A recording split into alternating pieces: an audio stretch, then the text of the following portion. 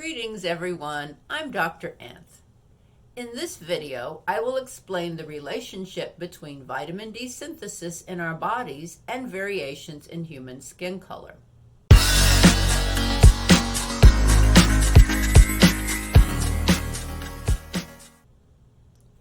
Our ancient ancestors evolved in the equatorial zone of the African continent. Like the other great apes, we were adapted to living in the equatorial zone. We biological anthropologists do not know when our ancient ancestors lost the thick hair covering the other great apes have, but it probably began sometime prior to 3 million years ago when we were living more in the savanna grasslands. If we were to shave a large number of chimps, we would find that skin color varies in the group. Therefore, it is probable that the skin color of our most ancient ancestors also vary. However, naked humans living in the equatorial zone need to have dark skin to protect from sun damage. All humans, no matter their skin color, have the same number of melanocytes. These cells produce melanin, the dark pigment in the skin. But genes control how much melanin is produced by the melanocytes. Individuals with dark skin have genes that encourage melanin production, while those with light skin have genes that limit melanin production. If you have dark skin, your body produces a lot of melanin. It is as if you are wearing denim all over your body. The UV rays of the sun have difficulty penetrating to the lower levels of your skin. You are well protected from UVB radiation. On the other hand, if you have light skin, your body produces very little melanin. It is as if you are wearing fishnet all over your body. The UV rays of the sun can easily penetrate to the lower levels of your skin, and you have no protection from UVB radiation.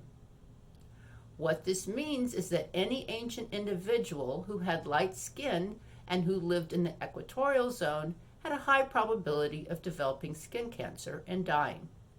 They would not be among our ancestors. Those individuals with dark skin would have a low probability of developing skin cancer and so would be more likely to survive and have children.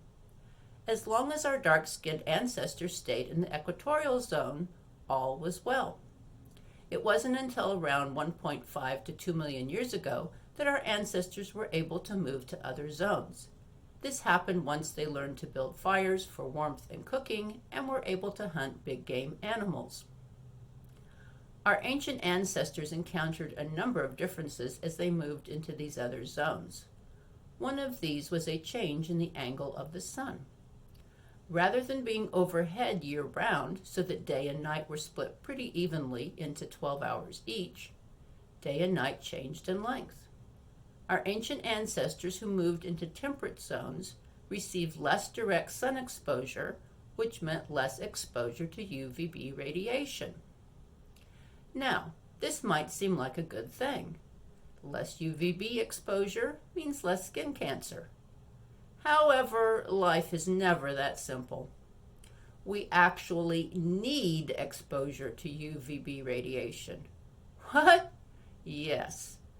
The vitamin D hormonal cascade is activated by bare skin being exposed to UVB radiation. Too much exposure to UVB radiation and we could get skin cancer. Too little exposure to UVB radiation and we develop vitamin D deprivation.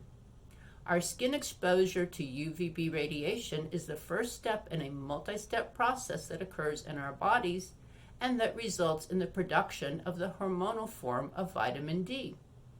There are vitamin D receptors on most of the cells in our body.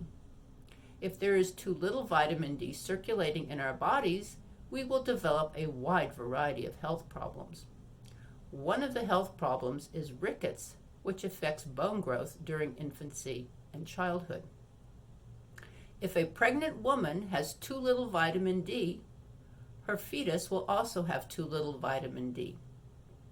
When she nurses the baby, her milk will have too little vitamin D. The baby will be severely vitamin D deprived and will develop rickets. Rickets affects the skeleton and can result in a poorly developed rib cage, leading to breathing difficulties, weak bones in the arms and legs, leading to the bending of the bones, and a compressed pelvis rather than a bowl-shaped one. Babies and children with rickets often die of pneumonia. If they survive to adulthood, they may have trouble walking.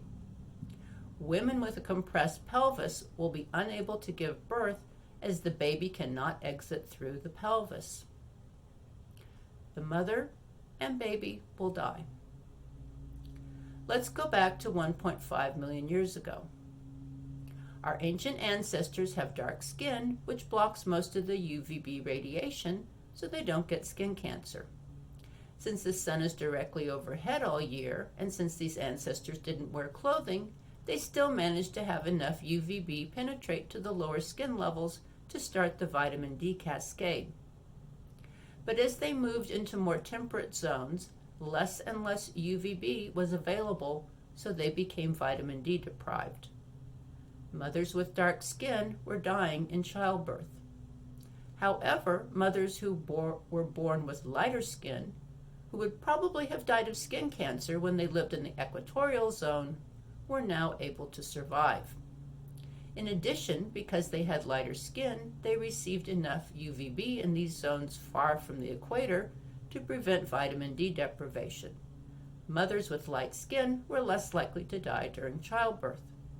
Over tens of thousands of years, skin color variability due to the latitude at which groups lived became part of being human. If you have dark skin color, you either live or your ancestors lived in the equatorial zone. If you have light skin color, you either live or your ancestors lived in the temperate zones. Skin color is a biological trait that allows adaptation to different environments. I will discuss the relationship of skin color to vitamin D and other health issues in a future video. Thanks for watching, and please subscribe to my channel.